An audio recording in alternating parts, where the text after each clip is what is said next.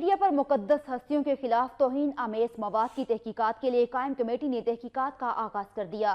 مشکوک افراد کی سرگرمیوں کی نگرانی بھی شروع کر دی گئی ہے۔